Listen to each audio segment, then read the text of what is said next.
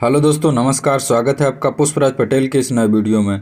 दोस्तों, यह वीडियो बहुत महत्वपूर्ण होने वाला है 12th के बाद के बच्चों के लिए, या 11th 12th जो बच्चे कर रहे हैं, 12th के बाद अपना बेस्ट करियर ऑप्शन चाहते हैं कि 12th के बाद हम क्या कर सकते हैं, कौन सा कोर्स करें, इंटरमीडिएट करने के बाद अच्छा रहेगा फ्यूचर। 12th के बाद के सारे कन्फ्यूजन आपके दूर होने वाले हैं। अगर आप साइंस स्ट्रीम से हैं, मैथ स्ट्रीम से हैं, बायो से हैं, कॉमर्स से हैं, आर्ट से हैं, अगर आप किसी भी स्ट्रीम से हैं तो इस वीडियो को लास्ट तक जरूर देखिएगा। 1 to 1 पूरी जानकारी देने वाला हूं। तो अगर आप चैनल पर नए हैं तो चैनल को लाइक करें, सब्सक्राइब करें और घंटा वाला बटन जरूर दबाएं ताकि मिलती रहे आपके बच्चों से संबंधित लेटेस्ट अपडेट सबसे पहले।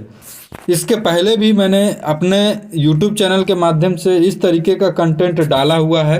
अगर आप चैनल पर नए हैं तो मेरे चैनल पर जाके विजिट करिए और इन वीडियो को आप ज़रूर देखिएगा ताकि आपको सही जानकारी मिल सके और सही मार्गदर्शन आपका हो सके और करियर में चुनाव करने में आपका मदद मिल सके। क्योंकि अगर आप सही करियर चुनते हैं तो एक सफल ज़िंदगी की शुरुआत होती है। और 12th के बाद बहुत सारा कन्फ्यूजन आपके दिमाग में चलता रहता है कि क्या करना है, तो उसके बारे में यह पूरा वीडियो विस्तृत होने वाला है। ठीक, तो आप इस वीडियो को अधिक से अधिक शेयर करिएगा।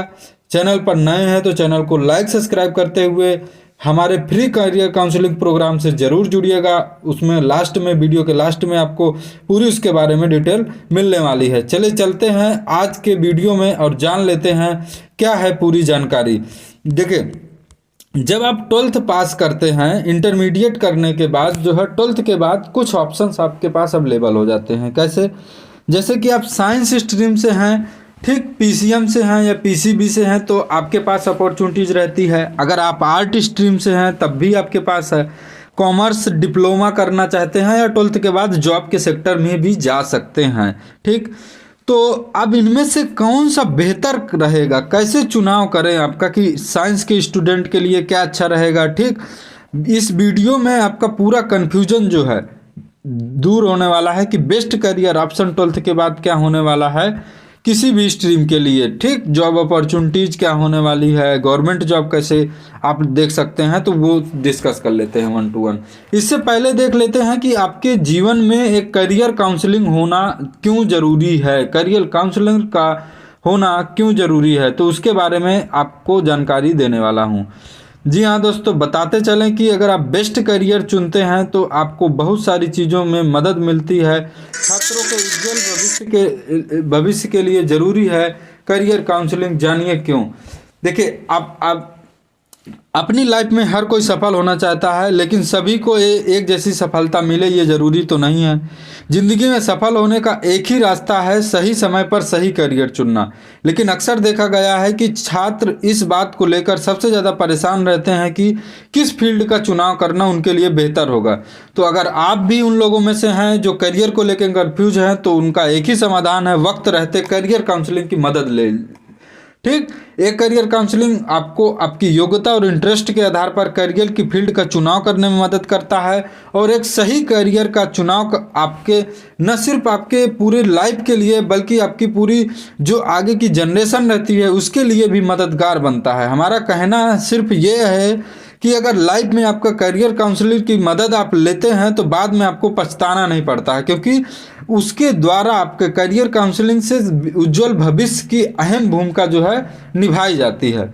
दुविधाओं से सारा छुटकारा मिलता है करियर काउंसलिंग अगर आप करवाते हैं। करियर काउंसलिंग के फायदा होता है, आप लक्ष्य तय करने में आपकी मदद करता है करियर काउंसलर, गलत चुनाव करने से आपको बचाता है करियर काउंसलर, और समय की आपकी बचत कराता है करियर काउंसलर, और आपकी जो ऊर्जा है वो सकारात्मक दिशा में लगाने में काम करता है एक बेस्ट करियर काउंसलर। ठीक, तो आप इनका स्क्रीनशॉट ले सकते हैं और इनको अच्छे से देखिएगा, पढ़िएगा और जान लीजिएगा।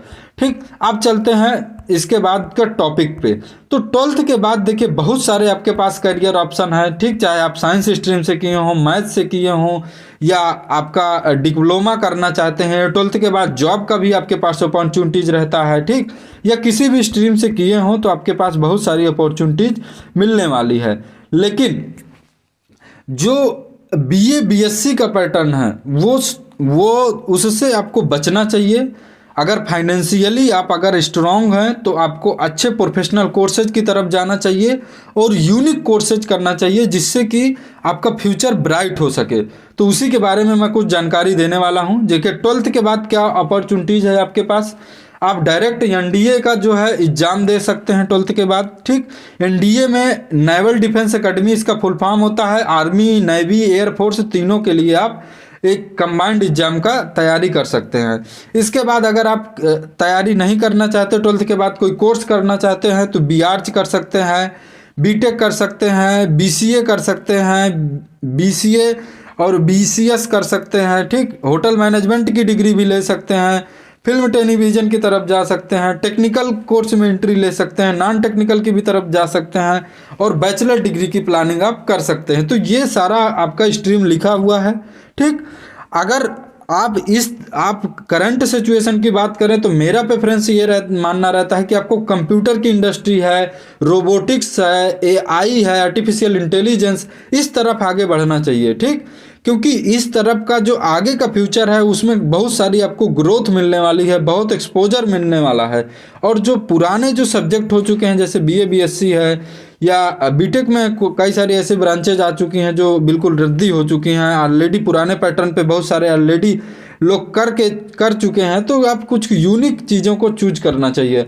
इसके बाद पीसीबी वाले क्या कर सकते हैं तो बीएएमएस कर सकते हैं, बीएएमएस के बाद एमडी कर सकते हैं, बीएचएमएस कर सकते हैं या वीबीएससी कर सकते हैं या बीडीएस कर सकते हैं। बीडीएस डेंटल में होता है, फिर एमडीएस उसके आगे कर सकते हैं, एमबीबीएस कर सकते हैं। सबसे स्ट्रीम कोर्स होता है पीसीबी के बाद, यानी कि अगर आपने बायो 12th में लिया है तो सबसे डिमांडिंग कोर्स रहता है एमबीबीएस। एमबीबीएस के बाद एमडी और एमएस कर सकते हैं, स्पेशल डिप्लोमा भी उसमें ले सकते हैं, पैरामेडिकल की तरफ जा सकते हैं, बीएससी नर्सिंग भी कर सकते हैं, डिप्लोमा इन नर्सिंग कर सकते हैं, बीएमएलटी कर सकते हैं, बीएससी होम साइंस से कर सकते हैं। इसके बाद आपका BSc botany, zoology, microbiology, chemistry इत्यादि से कर सकते हैं। इसके बाद ऊपर इनके एमएससी भी कर सकते हैं, एमएससी बायोटेक से भी कर सकते हैं। तो इस तरीके से पीएचडी तक का आप सफ़र तय कर सकते हैं।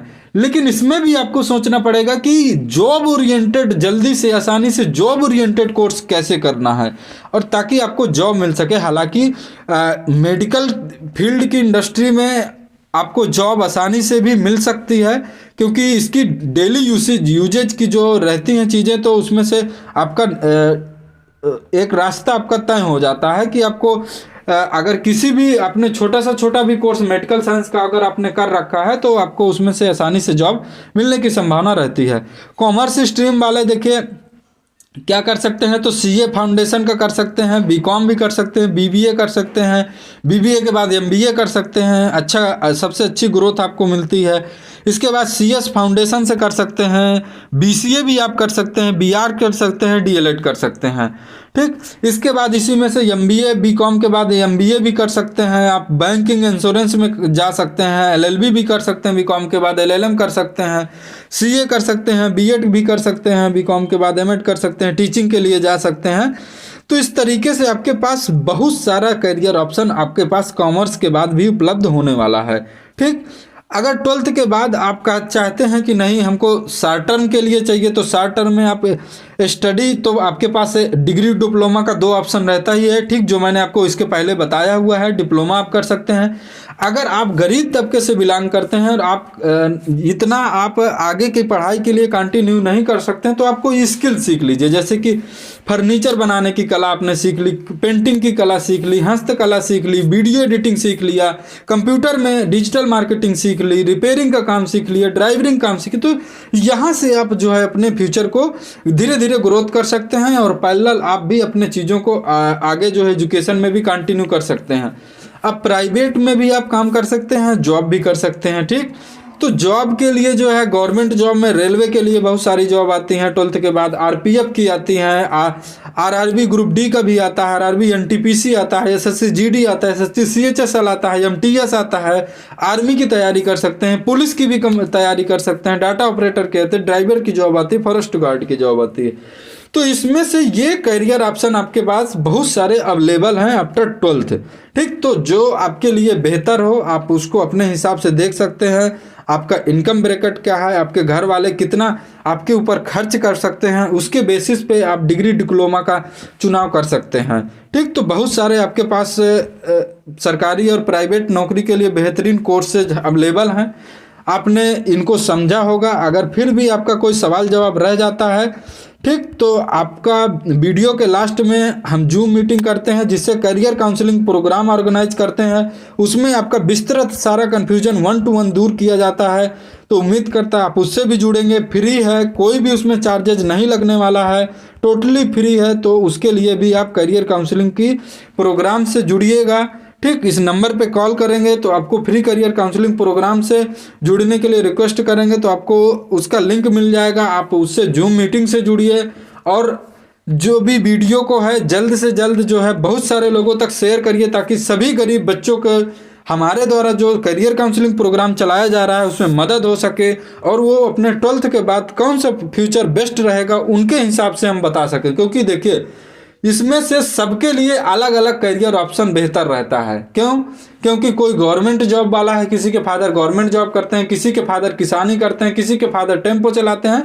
तो सबके लिए अलग अलग कोर्सेज का चुनाव करना बेहतर रहता है क्योंकि सबकी कमाई अलग अलग है और कमाई के हिसाब से ही कोर्स का डिसीजन लेना उचित रहता है। क्योंकि आप कब तक पैसे खर्चे कर सकते हैं इसका एक जो क्राइटेरिया है वो आपका बहुत फिक्स रहता है। क्योंकि कई सारे ऐसे लेंदी कोर्सेज हैं तो उसमें से चीज़ें आपका काफ़ी लंबी पहुंच सकती हैं।